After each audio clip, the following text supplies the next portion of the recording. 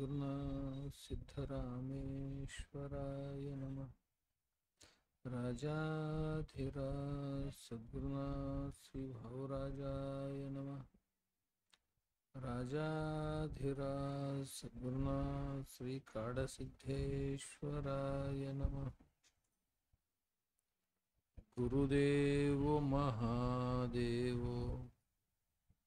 गुरुदेव सदाशिवः गुरुदेवात् परं नास्ति तस्मै श्री गुरवे नमः।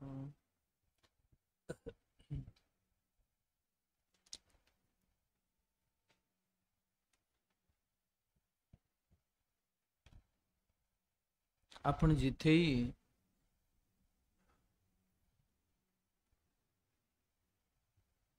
जीवसृष्टीची हालचाल आपण जे पाहत असतो,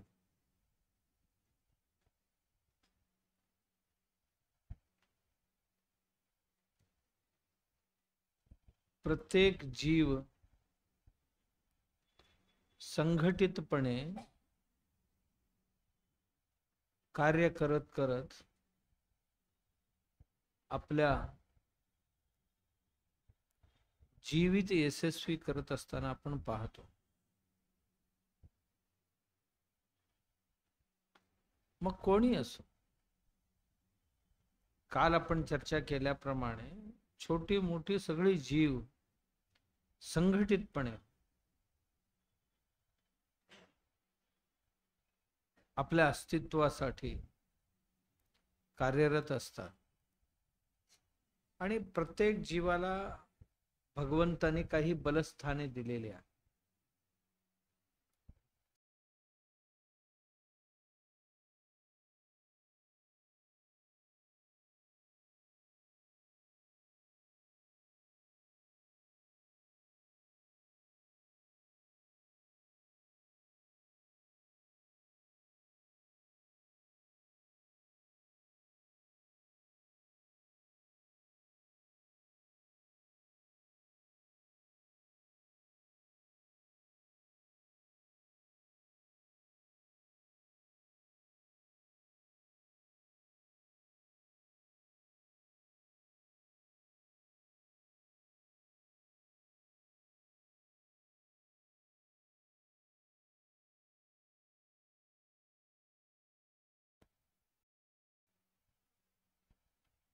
पक्षांना पंखात बळ दिलेले आहे।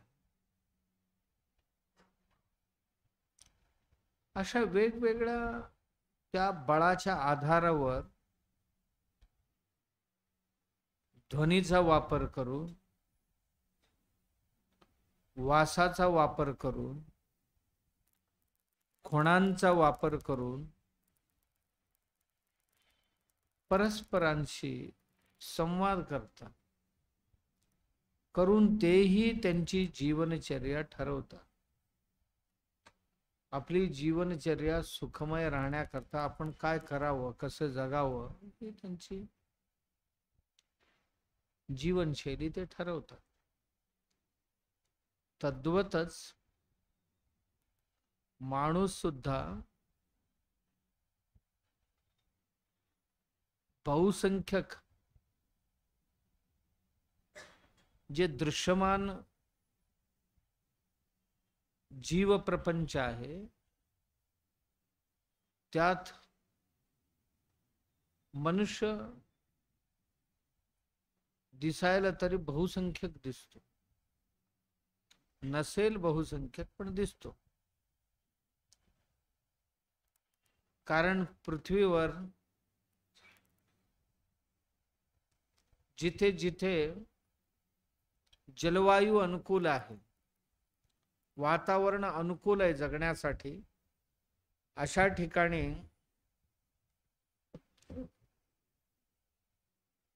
त्याचा अस्तित्व अधिक जाणवतो।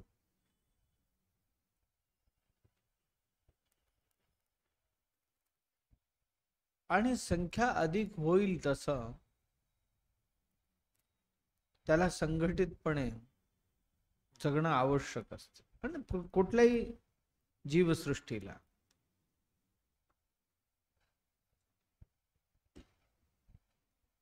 मग ती संघ ठरवते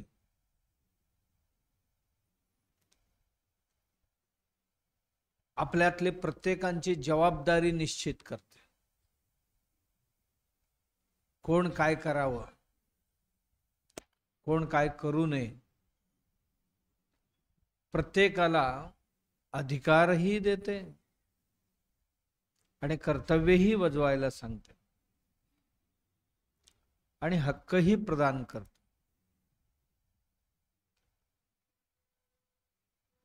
तिथे प्रत्येक समूहाला नेतृत्व करण्यासाठी नेतृत्व गुण संपन्न एक व्यक्ती तयार करतात किंवा नेतृत्व गुण ज्यांच्याकडे आहेत अशा व्यक्तीला आपल्या समूह चालवण्याची दायित्व त्यांच्याकडे सोपवतात. हक्क आणि अधिकार त्यांना देऊन त्यांच्याकडून आपले हक्क आणि अधिकाराची अपेक्षा अन्य लोक करत राहतात.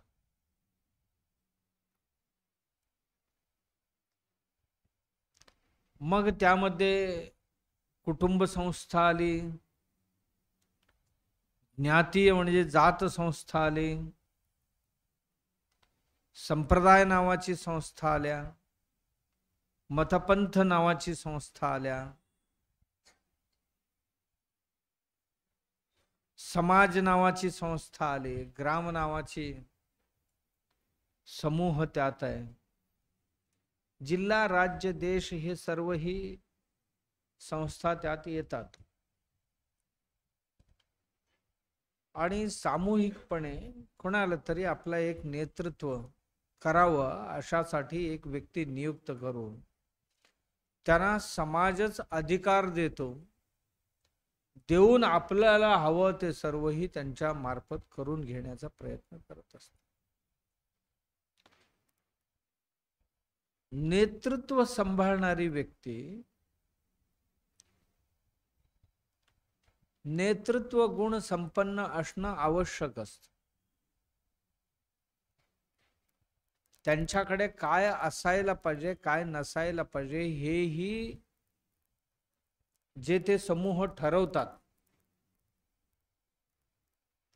आपली परिवार एक संस्था आहे, परिवाराचा प्रमुख पद कोण निर्वहन करावं, स्त्री पुरुष हा वाद नाही आहे, त्या लहान मोठे हेही वाद नाही आहे. ज्यांच्याकडे नेतृत्व गुण आहेत वा ज्याच्याकडे कर्तृत्व शक्ती चांगला आहे, निर्णय क्षमता ज्यांची तीक्ष्ण आहे, संवाद कौशल्य ज्यांच्याकडे खूप चांगलं आहे, ज्यांना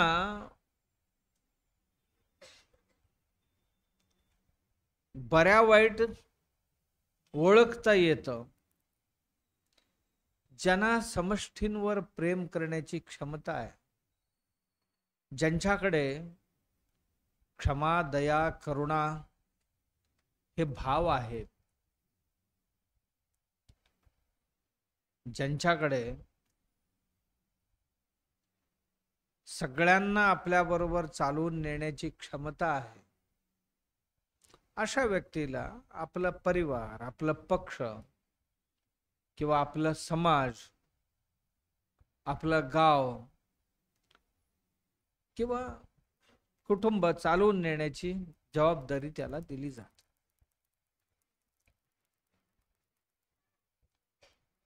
कधी कधी अपात्र व्यक्तीच्या हातात जर हा कारभार दिला गेला, सगळ्यांनाच त्याचा सर्व उपद्रव सहन करावा लागतो. अशा वेळी पुन्हा सगळी एकत्र होऊन या गुण नसतील तर हा माणूस आपल्याला नको म्हणून त्याला उतरून अन्य व्यक्तीची नियुक्ती करण्याची प्रथा जगात आहे. याच ह्याच्या एक राजा नेमतानाही असेच नेमत होते. मंत्री नेमतानाही याच पद्धतीने नेमत होते. मग तो राजा बघा, एक गावचा कारभार जेव्हा एका परिवाराचा कारभार ज्याला देतो आपण परिवार प्रमुख म्हणतो त्याला. समाजाचा कारभार ज्याला पाहायला देतो त्याला समाज प्रमुख म्हणतो आपण.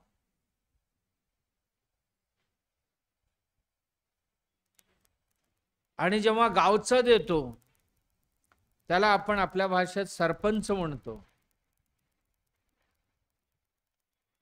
तालुक्याचा देतो त्याला पंचायत समिती प्रमुख म्हणतो. जिल्ह्याचा देतो तेव्हा जिल्हा पंचायत प्रमुख म्हणतो. राज्याचा देतो तेव्हा मुख्यमंत्री म्हणतो त्यांना. देशाचा ज्याला कारभार देतो त्याला पंतप्रधान किंवा प्रधानमंत्री असं म्हणतो. प्रमुखच. या प्रमुखांकडे काय गुण असायला पाहिजे नसायला पाहिजे त्याच्यावरच माणसं त्याला निवडून द्यावं. त्या व्यक्तींमधलं व्यक्तित्व पाहून त्याला आपला प्रमुख असावं की नसावं हे निवडावं.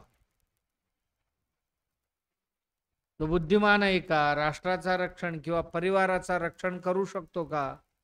परिवाराची आजीविकेची व्यवस्थेची सर्व कर्तव्य निर्वहन करू शकतो का? परिवारावर येणाऱ्या सगळ्या आपदा विपदांना तोंड देऊ शकतो का? जसा परिवार आहे तसा देश किंवा राज्य मानायला हरकत नाही. प्रमुख तो प्रमुख कोणाचाही असो. न्याय निवाडा करण्याची क्षमता त्याच्याकडे आहे का? ज्या गोष्टी स्वतः निर्णित करू शकत नाही अशा वेळी मंत्रणा करून निर्णय घेण्याची क्षमता, योग्य व्यक्तींबरोबर मंत्रणा करून निर्णय घेण्याची क्षमता आहे का? देशांतर्गत सुरक्षा व्यवस्था पाहू शकतो का? परिवारांतर्गत, परिवाराबाहेर आक्रमण थांबवू शकतो का? आणि एकूण परिवाराची किंवा राष्ट्राची संपत्तीची रक्षण करण्यास तो योग्य आहे का? आणि देशाची भविष्य काय असावं, विकास कोणत्या कोणत्या गोष्टीत कसं व्हावं याची दूरदृष्टी त्याच्याकडे आहे का? नेतृत्व गणांमध्ये येतात की दूरदृष्टी आहे का त्या माणसाला? आजच्या पुरत्या पाहणार आहे का? अल्पसंतुष्ट आहे का? साहसी आहे की नाही? हे सगळे गुण पाहून त्या व्यक्तींकडे काय नसायला पाहिजे, काय असायला पाहिजे हे आपण पाहतो. अजूनही खूप सारे गुण लागतात, पण असायला पाहिजे हे गुण खूप आहेत. नसायला पाहिजे ही काही अवगुण आहे. हे अवगुण नसायला पाहिजे. त्याच्याकडे काय काय नसायला पाहिजे याच्याकरता श्रीरामचंद्राने आपल्या बंधू भरताला उपदेश करताना सांगितले काही. जो प्रमुख असतो, जो राजा असतो, मी म्हटलं ना आता की परिवाराचा असेल तर त्याला कुटुंब प्रमुख म्हणतो, परिवार प्रमुख म्हणतो. समाजाचा प्रमुख म्हणतो. एक गावाचा असेल तर ग्रामाधिकारी म्हणतो. 10 गावांचा प्रमुख असेल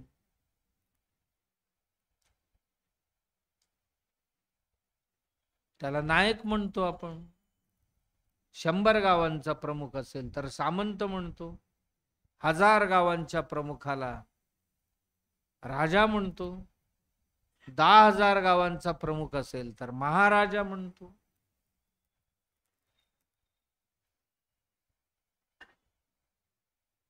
एक 1,00,000 गावांचा पारपत्य जो सांभाळतो त्याला आपण सम्राट म्हणतो. 7,00,000 गावांचा कारभार पाहण्यास सक्षम व्यक्ती जो असतो, पाहत असतो, त्याला आपण चक्रवर्ती म्हणतो. म्हणजे परिवार प्रमुखापासून चक्रवर्ती पर्यंत हे सर्वही नेतृत्व गुण संपन्न लोक आहेत आणि यांच्यातली सर्व गुण पाहूनच त्यांना नियुक्त केली जात असतात. श्रीरामचंद्र जेव्हा वनवासाला जातात, नैमिषारण्यामध्ये असताना भरद्वाज महर्षींच्या आश्रमापासून थोड्याशा अंतरावर कुटीर बांधून नैमिषारण्यामध्ये पहिल्यांदाच मुक्कामाला राहिले. कुटीर बांधून बरीच महिने तिथे राहिले होते. सुरुवातीच्याच काळामध्ये भरत आपल्या थोरल्या बंधूला शोधत शोधत इथे येऊन पोचतो. भारद्वाज महर्षीने विचारतो, माझे बंधुराज या बाजूला आले तसं मी ऐकले आणि मला कळेल का कोणत्या दिशेने गेलेत, कुठे राहतात? तो सांगतात, तुम्ही सगळेजण इथे थांबा आणि इथून एवढ्या एवढ्या अंतरावर गेला तर तिथे श्रीरामचंद्र राहतात. नुकत्याच वास्तव्यासाठी कुटीर बांधून राहिले होते. जंगल त्यावेळी दाट, घनदाट जंगल, त्यातच थोडस मोकळी जागा बघून काही बांबू गिंबू तोडून एक कुटीर उभा केला होता लक्ष्मण आणि भोवतीने त्याला कुंपण केला होता. कोणत्याही जंगली प्राणीविणी आत येऊ नये याच्याकरता कुंपणही बनवला होता. निविड असं अरण्य होतं. जसही भरत आणि सगळी अयोध्यावासी येऊन पोचले भारद्वाज महर्षींच्या आश्रमात, थोडा आवाज, वारा या बाजूने असल्या कारणाने आवाज येत होता. लक्ष्मण म्हणाला, दादा कुठून तरी आवाज येतो, माणसं बरीच कोणतरी आलेत की काय? जेव्हा माणसं दूर असतात, स्पष्ट दिसत नाही किंवा दिसल्यानंतर सुद्धा सांगत नाही, तोपर्यंत आपल्या मनात अनेक प्रकारचे विचार अवतीर्ण होत असतात, उठत असतात, उतरत असतात. कोणतरी आपली शत्रुमित्र आलेत का प्राणी आले असतील का? मग लक्ष्मण पटकन झाडावर चढतो, उंच झाडावर चढतो. त्याला दिसते की कोणतरी येत आहेत आपल्या आश्रमाच्या, आपल्या कुटीराच्या दिशेने लोक येतात.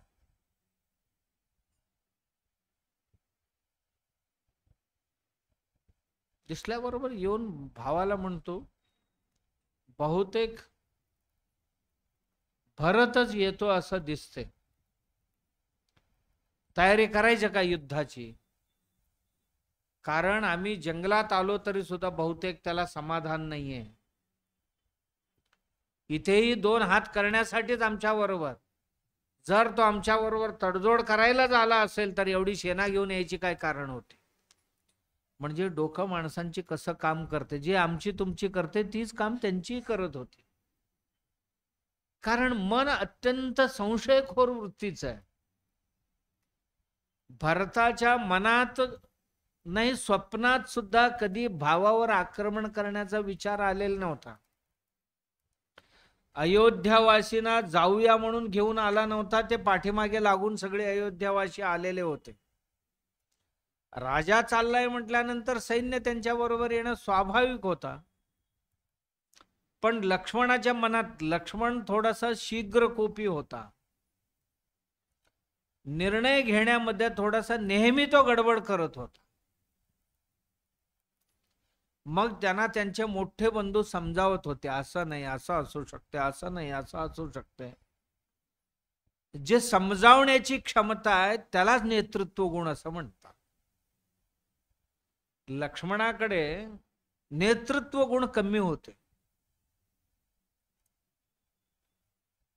भ्रातृत्वाला कमी पडत नव्हता, नेतृत्व गुण कमी होते. मग ताबडतोब धनुष्य आणि बाण घेऊन उभा राहिला.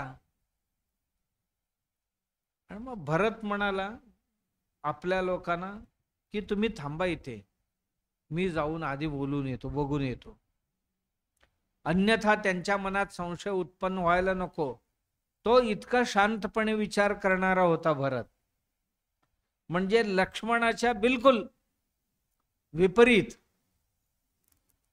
अनेक लोकांची आमची अशीच असतं, एक समजणे ते 10 समजणं असं जे म्हणतो ना संसारात, ते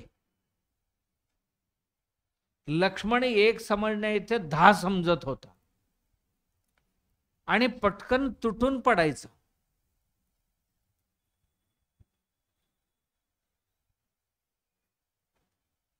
मग भरत एकटेच आले.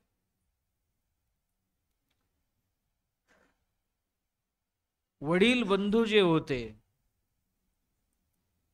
त्यांच्या पायावर पडून अश्रूने अभिषेक केला होता पायांचा, असं लिहितात कवी वाल्मिकी. मग बंधुराज त्यांना उचलून घेतात, आलिंगन देतात. बसा, शांत बसा, थोडासा शांत व्हा, मग आपण बोलू. हातपाय धुवा, थोडासा काहीतरी फळं बिळं घ्या, मग आपण बोलू. मग तो सर्वही सांगण्यापूर्वी दोघांचा एक सुंदर संवाद होतो.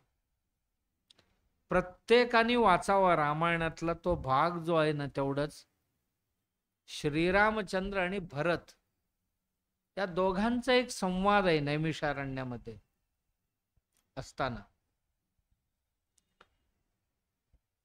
येऊन काही महिनेच झालेले आहेत फक्त, आणि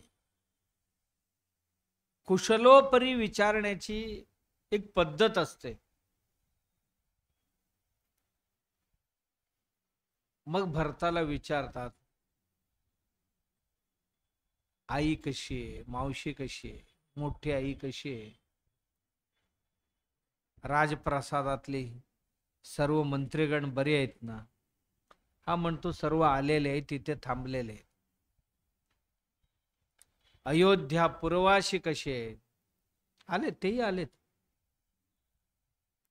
भरद्वाज महर्षी त्यांची जेवणा खाण्याची सर्व व्यवस्था केलेले, भोजनादी व्यवस्था केलेले आहेत, थांबले. मग हळूहळू विचारतात राज्य व्यवस्था कशी चालली,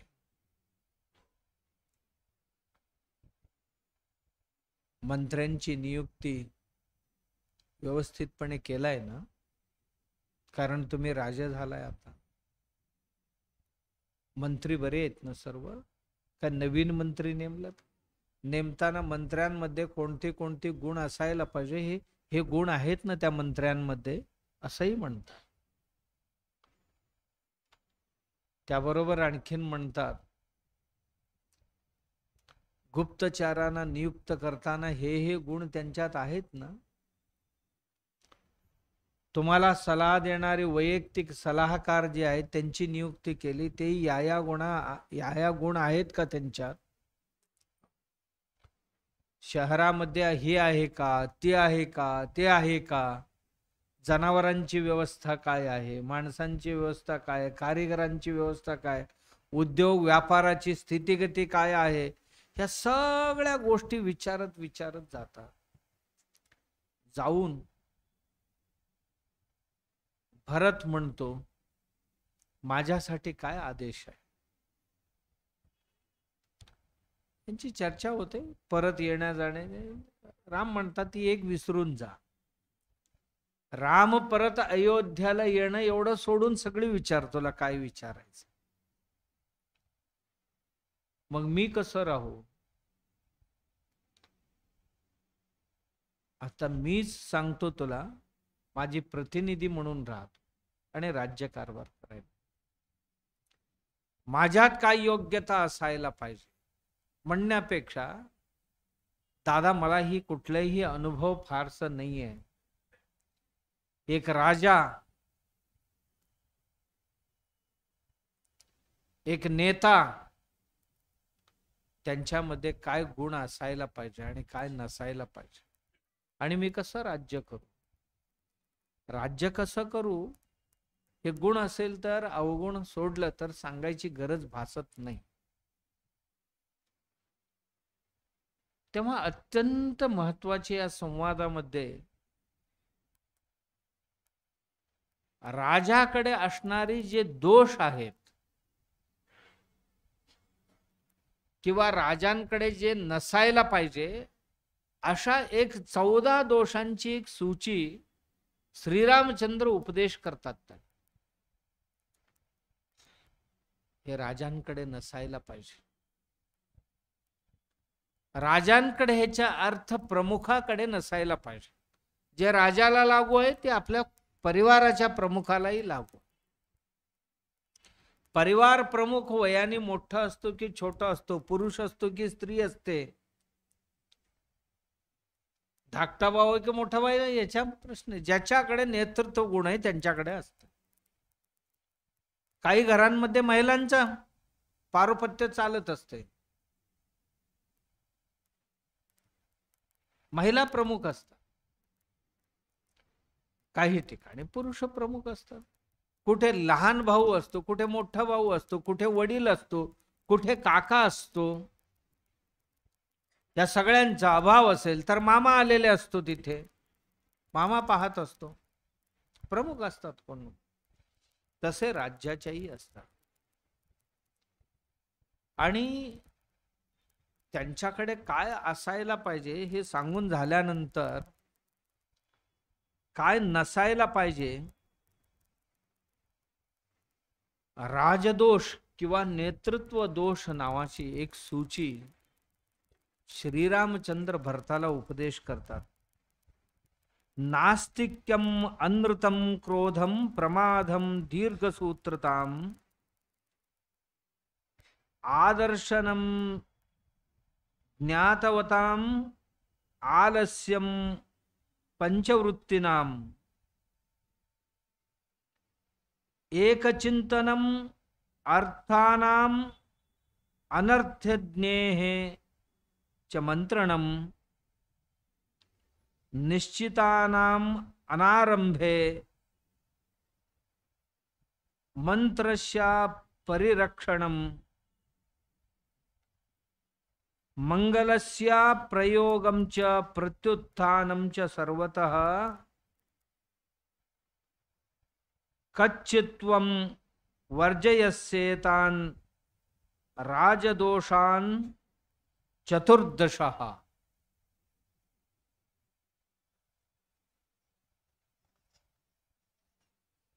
अयोध्या कांडातील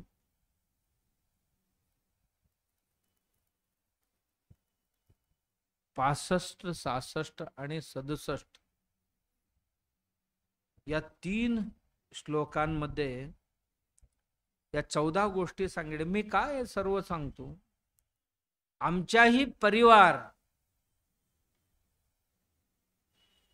परिवाराचे आम्ही प्रमुखांकडे काय अपेक्षा करावं, आणि आम्हीही प्रामुख्यता जर निभावत असू तर आमच्याकडे काय दुर्गुण नसायला पाहिजे, आणि हे जर दुर्गुण आमच्याकडे असतील तर आम्ही योग्य न्याय देऊ शकत नाही आपल्या परिवाराला, आणि एका व्यक्तीमुळे अख्खा परिवार दुःखी होण्याची शक्यता नाकारता येत नाही. अनृतम नास्तिक्यम अनृतम. नास्तिक्यम जो प्रमुख आहे, जो नेता आहे, राज्याचा राज्य करणारा किंवा परिवार चालवणारा, त्याच्याकडे काय नसायला पाहिजे? नास्तिक नसायला पाहिजे. अनृतम, तो खोटं बोलणारा नसायला पाहिजे.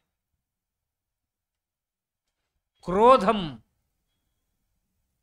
क्रोधी नसायला पाहिजे, रागीट नसायला पाहिजे. प्रमादम, प्रमाद करणारा. प्रमाद म्हणजे अवधानहीन व्यक्ती, अनवधानी. अरे चुकून असं झालं, चुकून तसं झालं, माझी काही इच्छा नव्हती पण चुकून झालं, चुकून झालं, म्हणजे ह्याला प्रमादी म्हणतात. प्रमादी नसायला पाहिजे. दीर्घसूत्रताम, एक काम त्याला सांगितलं की जी काम 10 मिनिटात किंवा तासात व्हायला पाहिजे त्याला महिनाभर लावणारा. दीर्घसूत्रताम हा कधीही नेता बनू शकणार नाही. पण विलंब लावणारा, कोणत्याही कामाला विलंब लावणारा हा नेता बनू शकत नाही. आदर्शनम,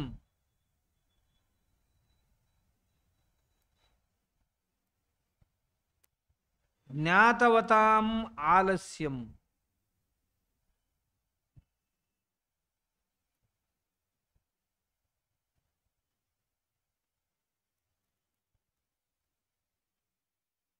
सज्जनांचा सहवास न करणारा.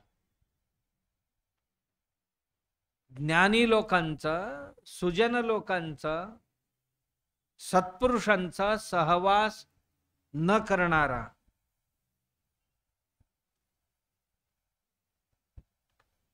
आणि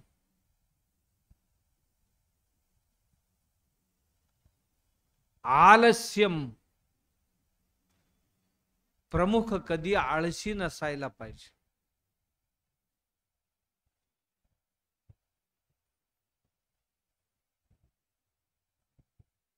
पंचेंद्रियांच्या अधीन होऊन विषयांमध्ये डुबलेला माणूस, म्हणजे ज्याला स्वतःच्या इंद्रिय निग्रह नाहीये, कोणत्याही विषयात डुबला की सर्व बाकीचे विचार थांबून जातील, असा विषय लोलुप माणूस असेल तो प्रमुख बनू शकणार नाही.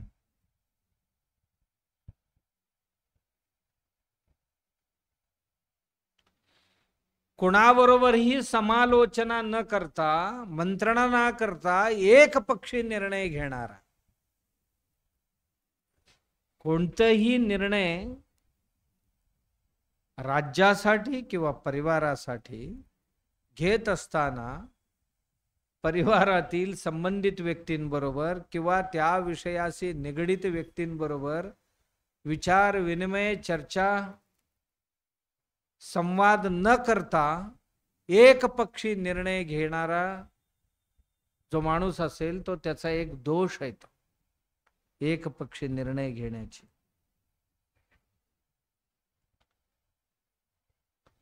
त्याचबरोबर अनुभवहीन लोकांबरोबर चर्चा करणारा नसायला पाहिजे. चर्चा केली म्हणतो कोणाबरोबर? ज्यांच्याकडे काही अनुभव नाहीये अशा लोकांबरोबर चर्चा करून निर्णय घेणार. हे सगळे आमच्या घराला लागू पडतात आहे, सगळ्यांनाच लागू पडतात. ह्यात कुठे ना कुठेतरी आम्ही सगळेच अडकतो, हे एवढं लक्षात राहावं. नाहीतर आपल्याला वाटेल हे रामायणातलं चालले, आपला काय संबंध आहे याला, याचा काय संबंध आहे आपल्याला, असं कोणी समजू नये.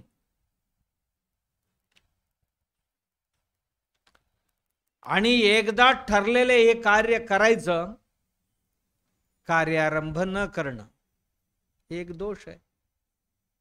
असं हे काम महत्तर आहे आणि याला ताबडतोब हाती घ्यायला पाहिजे, असा तसा सगळे करून निर्णय झाला. झाल्यानंतर 4 वर्ष झाली तर हा करूया ना, असा विलंब करणारा, कार्यारंभाला विलंब करणारा माणूस कधी नेता बनू शकणार नाही.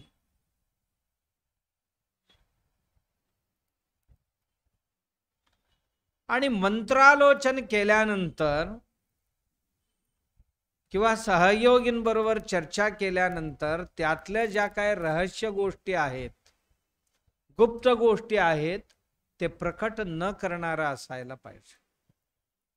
ज्या गोष्टी गहन आहेत, ज्या गोष्टी गुप्त आहेत, ज्यांची वाच्यता करणं उचित नाहीये, योग्य नाहीये, आपल्या परिवाराच्या दृष्टीने, आपल्या राज्याच्या दृष्टीने, त्याचा प्रकटीकरण करणं हे एक दोष आहे. या दोषहीन व्यक्ती असायला पाहिजे. त्याबरोबर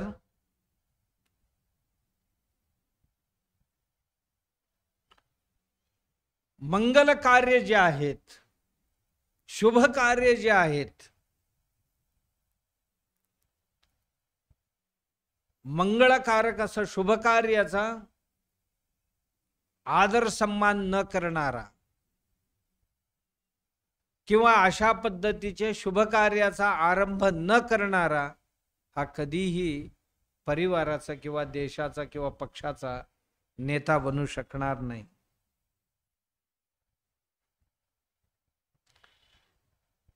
आणि शेवटचं, आमच्या परिवारात किंवा आमच्या देशात किंवा देशाला, परिवाराला कोण कोण शत्रू आहेत, एकदा आपण त्यांची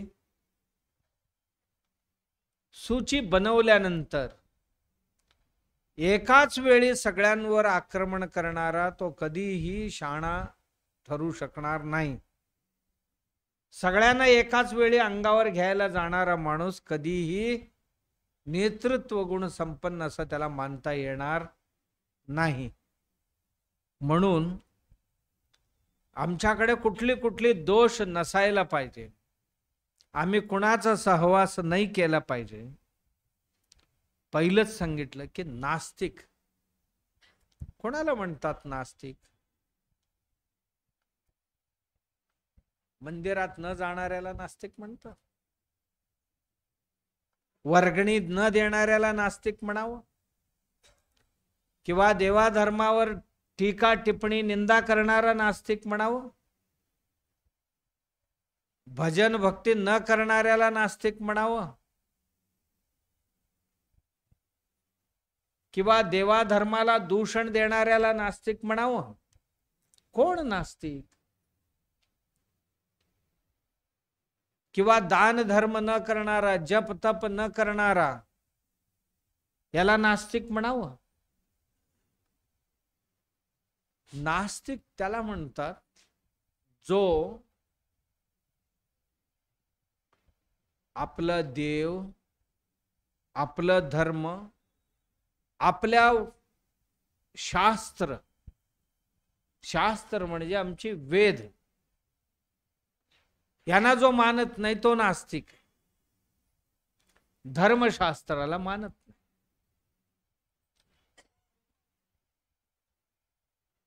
आमच्या दैवी संकल्पनेला तो मानत नाही. याच बरोबर जो पूर्वजन्म पुनर्जन्म मानत नाहीये, जो कर्म सिद्धांताला मानत नाहीये, याचा अर्थच एवढं की कर्म सिद्धांताला जो मानत नाही त्याला नास्तिक म्हणतात.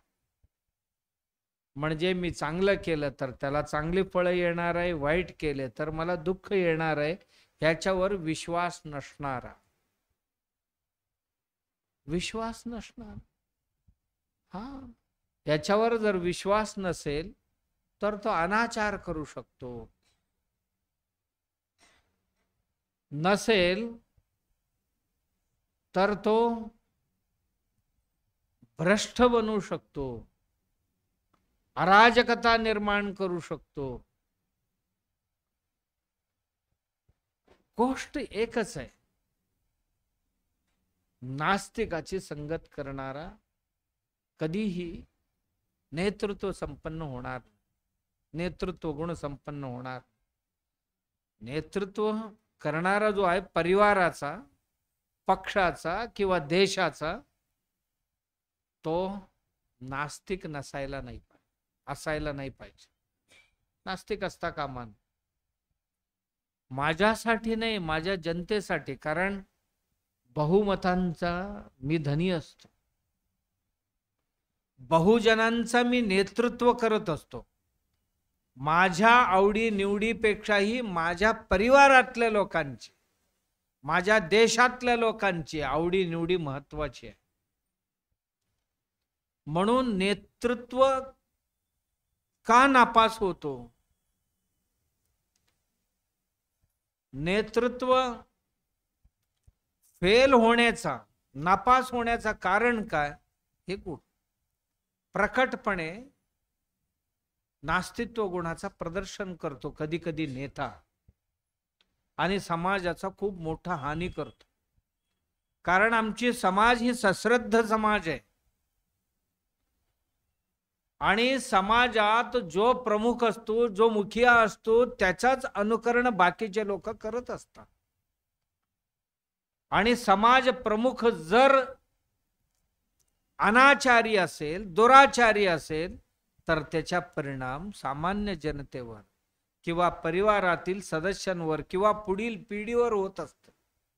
पुढच्या पिढीला वाम मार्गाला लावतो, स्वैराचारी बनवतो, दुराचारी बनवतो.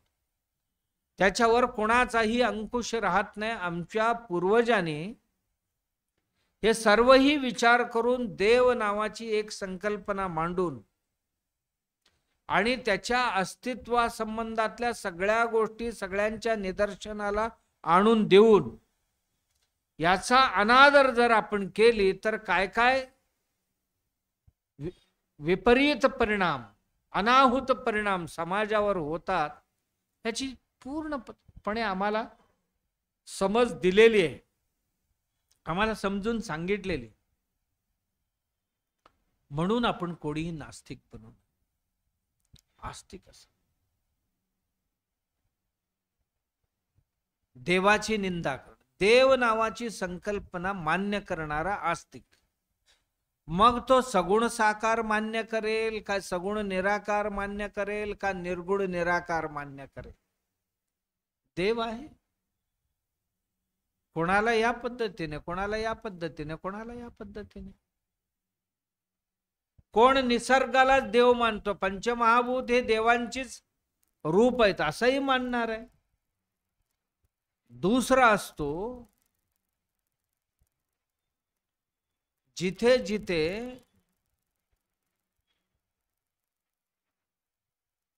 निसर्ग उपयोगी जे जे किंवा निसर्गाकडून माणसाला मिळणारी जे चांगल्या गोष्टी आहेत हे देवाचीच रूप आहेत असं मानत असतो.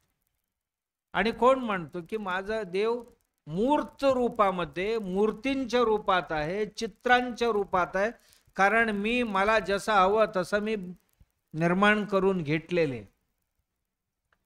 आणि ज्यांना त्यांना जसं तसं पाहिजे तसं निर्माण करण्याची स्वातंत्र्यही देणं. कोणाला देवी आवडते ते देवीचे केले, कोणाला गणपती आवडते ते गणपत्यपंत झाला, कोणाला शक्ती आवडते ते शाक्तपंत झाला, कोणाला शिव आवडतो तो शैवपंत झाला, कोणाला विष्णू आवडतो तो वैष्णवपंथ निर्माण झाला, कोणाला दत्त आवडतो दत्तपंथ निर्माण झाला. कोणावरही कोणतेही जबरदस्ती नाही. तुम्हाला जसं हवं तसं देवाचे अस्तित्व मानायला पाहिजे. आणि देवाचे अस्तित्व नाकारला की माणूस स्वैराचारी बनेल, जबाबदारीने वागणार नाही. देवावर विश्वास का? त्याच्याकरता आम्हाला पटवून दिले बाबा देव आहे म्हणून हे सर्वही निर्माण झालेले, आम्ही तुम्ही सगळी निर्माण झालेलो आहोत. आणि तुम्ही कोणत्याही नावाने त्याला हाक मारला तरी हरकत नाही. तुम्ही त्याला शक्ती म्हणा, तुम्ही त्याला देव म्हणा, तुम्ही त्याला अन्य काही शून्य म्हणत असाल तर म्हणा. शून्य म्हणजे ज्याच्यामध्ये सर्वही समाविष्ट आहे. काय नाही असं त्याचा अर्थ होत नाही. शून्यामध्ये सर्वही आहे आणि आरंभ तिथूनच होतो, शून्यापासून. एकचे मागे शून्य असेल तर शून्यापासूनच सुरुवात होतो. म्हणजे जिथून सुरुवात होतो तो, आणि संख्या कधी वाढत जाते, शून्य जसं पुढे लागत जातील तसं. आणि प्रत्येक कार्यामध्ये आमच्या बरोबर भगवंत असेल तरच आम्ही प्रगती करत जाऊ शकतो. आमच्या सर्व कर्तव्याच्या कर्तृत्वाचा आधार पाठीमागे भगवंत असेल तरच आम्ही पुढे चालू शकतो, वर उठू शकतो. ही त्या मागील संकल्पना आहे. आणि ज्याला कोणत्याही गुणाकाराने, भागाकाराने, बेरीज वजाबाकीने प्रभावित करू शकत नाही ते शून्य. त्या भगवत अस्तित्वाला न घटवता येणार नाही, न वाढवता येणार. हे सृष्टी निर्माण करणारी किंवा आम्हाला निर्माण करणारी, निर्माण करून आमच्यात वास्तव्याला राहून आमच्या सर्व हालचाली घडवून आणणारे जी शक्ती आहे, जे आत्मा जिला आपण म्हणतो, त्या आत्म्याला न वाढवता येत, न घटवता येत, न त्याचा गुणाकार करता येत, न त्याचा भागाकार करता येत. का? तो केंद्र आहे, तो शून्य आहे. परीघ किती होऊ शकेल पण केंद्रबिंदू बदलणार नाही. परीघ बदलेल. गणित शास्त्रामध्ये परीघ मोठं लहान होऊ शकतील, म्हणजे शरीर लहान मोठे होऊ शकतील, पण सेंटर पॉइंट ज्याला म्हणतो, केंद्र बिंदू ज्याला म्हणतो, ते कधीही बदलत नाही. गॉड इज ए सेंटर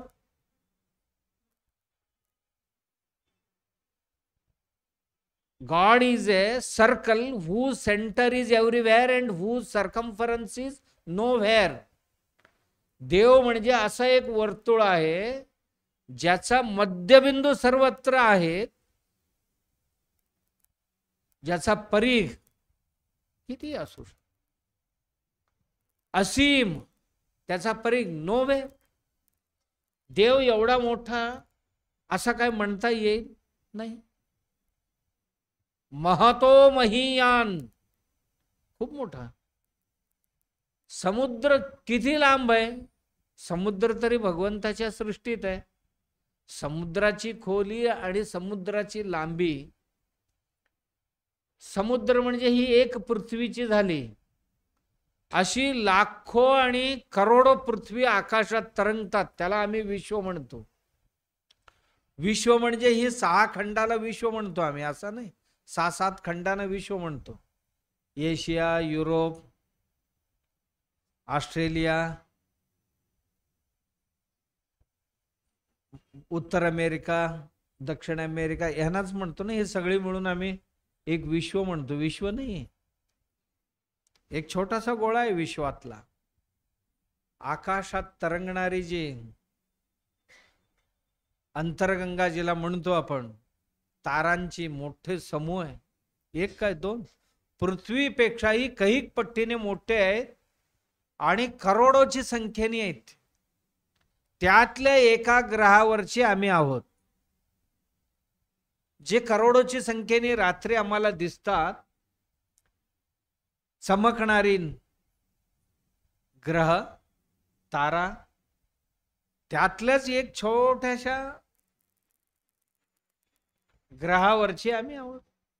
आमच्यासारखे अजून कोणत्या कोणत्या ग्रहावर किती लोक राहतात, कोण राहतात, कोण जाणे, कोण गेलेत आता तिथे, नाही गेले. हे विश्व आहे आणि त्या सर्वांनाही चालवणारा एक नियंता आहे. एवढी आकाशात फिरतात, एकमेकाला कधी धडकलेले नाही आहेत आणि कोणी कुठेही थांबलेले नाही. बघा, कोणत्याही वस्तूला देशगत चलन आणि वस्तुगत चलन, किंवा वस्तुगत चलन आणि कालगत चलन, हे दोन चालतच असतात. वस्तू एका ठिकाणी, 2 वस्तू कधी राहू शकत नाही. मी जे बसलोय या जाग्यावर दुसरा कोणी बसू शकत नाही. मी असताना या जाग्यावर जोपर्यंत मी आहे तोपर्यंत तिथे दुसरा माणूस, दुसऱ्याला बसायचं असेल तर मला बाजूला काढूनच बसावं लागणार. म्हणजे एका ठिकाणी दोन वस्तू राहू शकत नाही. आणि एक व्यक्ती एका काळातच राहू शकतो, दोन काळात नाही. काळही बदलत असतो, वस्तूही. आमची वस्तू दिसायला वरून एकसारखे दिसत असतील तरी आतून त्या वस्तूंमध्ये परिवर्तन ही होत असते. ही परिवर्तन घडवून आणणारा कोण? तो. आम्ही बसलोय, आमच्या शरीर 1 तासापूर्वी होता तसा असेल आता? शक्ती अधिक तरी झाला असेल, कमी तरी झाला असेल? की माझी बुद्धी तेवढीच आहे आता? नाहीये. माझ्या बुद्धीच्या विचारांमध्ये वाढ तरी झाला असेल किंवा कमी तरी झाली असेल विस्मृतीने? माझ्या मनाची स्थिती तसंच राहणार आहे का 1 तासापूर्वी किंवा 5 मिनिटापूर्वी? नाही, बदलत राहतं, परिवर्तित होत राहतं. कारण गतिशीलता आहे सगळ्यांमध्ये, गतिशीलता आहे. चालत राहणार, चालत राहणार, चालत राहणार. यालाच काळ म्हणतो. काळ कोणासाठी थांबत नाही. काल होता तो आज नाही, आज असेल तो उद्या राहिल्याची शाश्वती नाही. काळ एक एक क्षण हे बदलत असतो, ज्याला आयुष्य म्हणतो आपण. शरीराची एकूण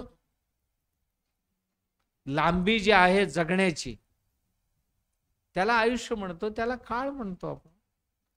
मग त्या काळाला आपण म्हणतो की 100 वर्ष, शताब्दी, अर्धशताब्दी, सुवर्ण महोत्सव म्हणून सुवर्ण म्हणतो, सिल्वर जुबली म्हणतो. मग म्हणतो एक तप म्हणतो 12 वर्षांचा, तपापासून सुरू होतो. 1 तप, 2 तप, 4 तप, असे मोजत जातो आपण. हे काळ मोजण्याची प्रक्रिया आहे.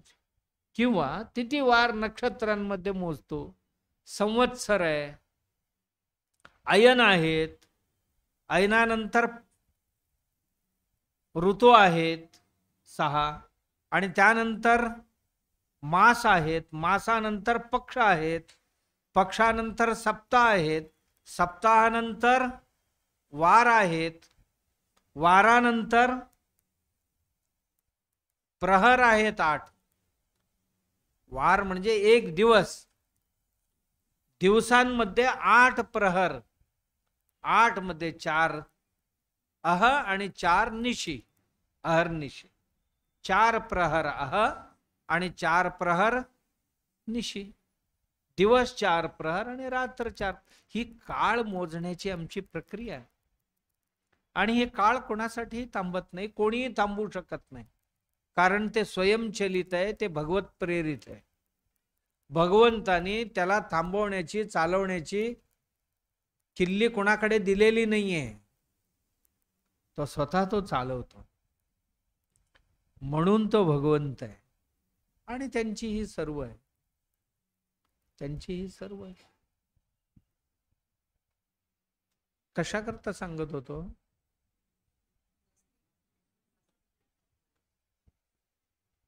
माणूस जो प्रमुख असतो परिवाराचा, देशाचा, पक्षाचा, तो नास्तिक नसायला पाहिजे. नास्तिक कोणाला म्हणतात? ज्याची देव, धर्म आणि देशावर श्रद्धा नाही, ज्याचा धर्मशास्त्रावर श्रद्धा नाहीये, ज्याचा जन्म मृत्यूवर श्रद्धा नाहीये, अशा माणसाला नास्तिक म्हणतात. असा माणूस अराजकता निर्माण करू शकतो आणि अतीव भोगवादी बनू शकतो. मग तो सांगायला सुरुवात करतो, अरे माणूस काय सारखा सारखा जन्माला येणार आहे का? कधीतरी एकदा आलाय तर सर्व काही करूनच जायचं. इथे तुला तंबाखू खायचं खा, तुला दारू प्यायचं पी, तुला हॉटेलात जायचं, जुगार खेळायचा खेळ, तुला कुठे उडी टाकायचं उडी टाक. मी म्हणतो तुला काय शेण खायचं खा, असं का म्हणत नाही? पुन्हा पुन्हा येणार आहे का? खाऊन टाक. सकाळी लहान बाळांचा का, दुपारी मोठ्यांचा का, संध्याकाळी म्हाताऱ्यांचा खा, असं का म्हणत नाही? आणि बॅरल भरून ठेवत जा घरात. परत परत येणार आहेस का? एकदाच आलाय तर ही सगळी डुकराचं पण काम तूच करून जा, असं का म्हणत नाही? मजा कर, हॉटेलात जा, सिनेमा बघ आणि काय काय कर. तुझं काय, कोण परत येणार आहे? असं नास्तिकांची बोलणं असते. परत परत येणार आहे का? आलायस तर सगळे करून मर. मग मी म्हणतो सगळीच करून मरताना मग हे पण करून मर ना. त्याला सांग ना, परत परत येणार आहेस का? उडी टाक एका पुलावर ना खाली समुद्रात. जा कोयना धर्मात उडी टाक, मगर खाऊन मरू दे, पुन्हा पुन्हा येणार आहेस का? एकदाच टाक. मग असंही म्हणायला पाहिजे ना. पोहून घे एकदा तिथे. परत परत येणार आहे का? जा वाघाबरोबर कुस्ती खेळ जरा जंगलात जाऊन. अस्वलाबरोबर जरा कुस्ती खेळ, परत परत येणार आहे का? असं का म्हणत नाही? साहस पण दर्शवायला पाहिजे ना. मूर्खांचा बाजार आहे, मूर्खांचा बाजार. आपण सुरक्षित राहायला पाहिजे, सुसंस्कृत राहायला पाहिजे. मी कोणाचा दुःखाचा कारण बनू नये, कोणी माझ्या दुःखाचा कारण बनणार नाही याची मी काळजी घ्यायला पाहिजे. याला आस्तिक्य म्हणतात, आस्तिक्य. म्हणून राजा कधीही नास्तिक असून चालणार नाही आणि नास्तिक व्यक्तीला कधीही लोकप्रतिनिधी बनवून चालणार नाही. जसा लोकप्रतिनिधी बनणार नाही तसा परिवार प्रमुख सुद्धा नास्तिक नसायला पाहिजे, कारण पुढची पिढी बाद होणार. असं प्रभू रामचंद्र भरताला उपदेश करतात. अजून 12-13 सांगितले, 14 दोष आहे. पहिला नास्तिक नसायला पाहिजे.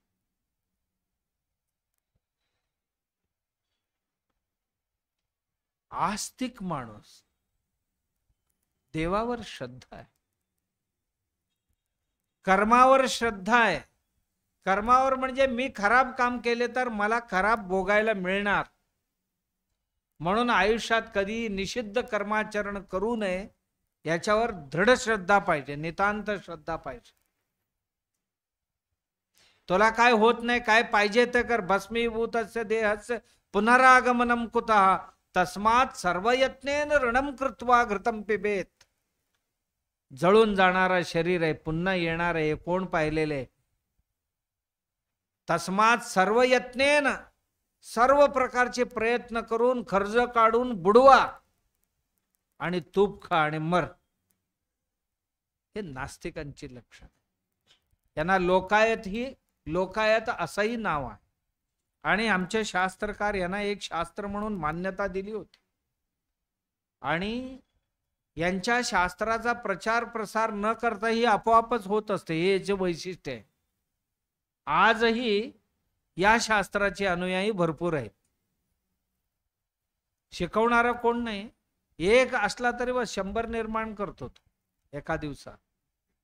कारण वाईट शिकवायला, वाईट चिकटायला वेळ लागत नाही म्हणतात. वाईट लवकरच चिकटत, चांगलं चिकटत. यासाठी वाईट शिकवायला फारसा प्रयास करावा लागत नाही, पटकन शिकून जातो. थोडा पाहिला तरी चालतं, थोडा ऐकला तरी माणूस तयार होतो वाईट व्हायला. पण चांगुलपणासाठी खूप मेहनत घ्यावं लागतं, खूप परिश्रम घ्यावं लागतो, तेव्हा ते एक व्यक्ती घडवता येईल.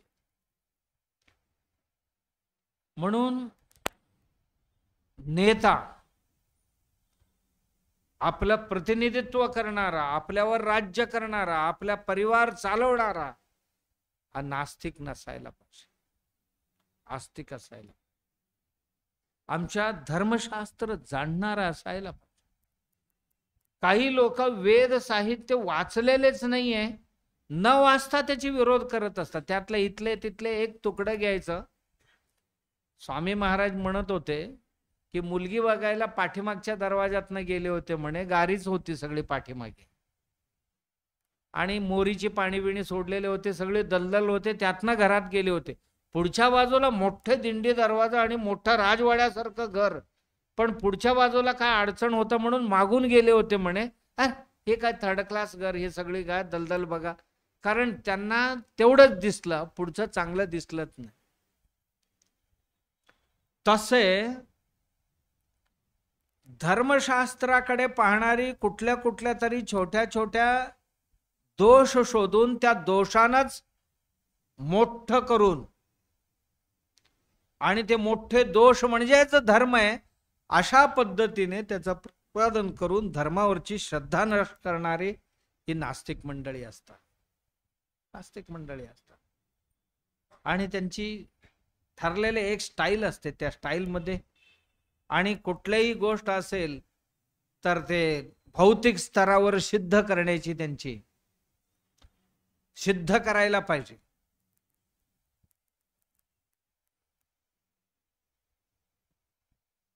कारण जगत आहे ना तीन प्रकारचे. एक भौतिक जगत आहे, एक बौद्धिक जगत आहे आणि तिसरं आहे भावविश्व आहे. हे तिन्ही प्रांत वेगवेगळे आहेत. एकमेकांची ही कुठलीही तुलना होऊ शकत नाही यांची. भौतिक विश्व आहे ते भौतिकच आहे, तिथे बुद्धीचं काही चालणार नाही.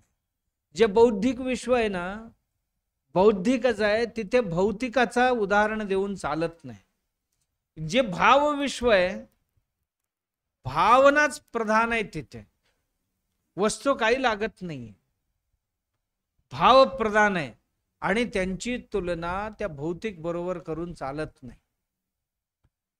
पण हे जे आहेत हे सगळ्यांना एकच समजतात. जो नास्तिक असतो तो नास्तिक प्रत्येक गोष्टीमध्ये भौतिकता शोधत असतो. पण दोष त्याची नाही आहे, दोष त्याच्या बुद्धीचा आहे, दोष त्याच्या कुसंस्काराचा आहे. कारण ज्याला ज्या गोष्टींची ज्ञानच नाहीये त्या प्रांतात तो प्रवेश करू इच्छितो. अर्थात कोल्ह्याला द्राक्ष आंबट का लागतात ते कधीही त्यांच्या तोंडाला येत नाही. ज्याला नाचता येत नाही तो अंगण वाकडा का म्हणतो, त्याला ते क्षेत्र त्याचा ज्ञात क्षेत्र नाहीये, त्याचा ज्ञान त्याला नाहीये. आणि गाढवाला गुळाची गोडी का कळत नाही, गाढव चिपाडा खाऊन सवय आहे, त्याला गुळ खाऊन कधी सवय नाहीये. आणि त्या चिपाड्या खाणाऱ्या गाढवाला गुळाची गोडी विचारलं तर कसं सांगू शकेल ते. तसं नास्तिकाला आस्तिक्याची गोडी, आस्तिक दर्शन कधीही त्यांनी वाचलेले नाही, ऐकलेले नाही, पाहिलेले नाही, अनुभव घेतलेले नाही. आणि नेहमी नेहमी नेहमी एक जे नास्तिक्याच्या मागे लागलाय रात्रंदिवस त्याचंच चिंतन करतो, त्याचंच चिंतन करतो आणि त्याच चष्म्याने सगळ्यांना पाहतो, त्याच चष्म्याने सगळ्यांना पाहतो. आणि चष्मा लावला की मग सगळी तसंच दिसतंय. चांगलेही माणसं खराब दिसतात. आपली चष्मा जर खराब असेल सगळी तसेच खराबच दिसायला लागतात, अशी होत असते. म्हणून म्हणतात की हा प्रमुख जो आहे, पक्षप्रमुख असेल, राष्ट्रप्रमुख असेल, परिवार प्रमुख असेल, समाज प्रमुख असेल, तो नास्तिक नसायला. मी नाही म्हणत, श्रीरामचंद्र भरताला उपदेश करतात.